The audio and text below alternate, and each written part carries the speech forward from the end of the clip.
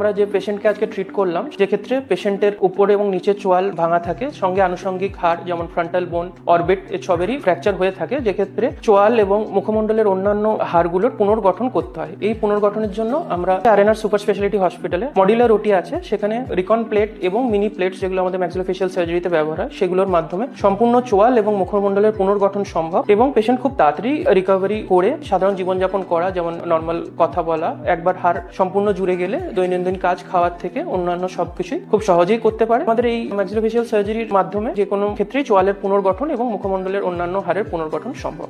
ধন্যবাদ।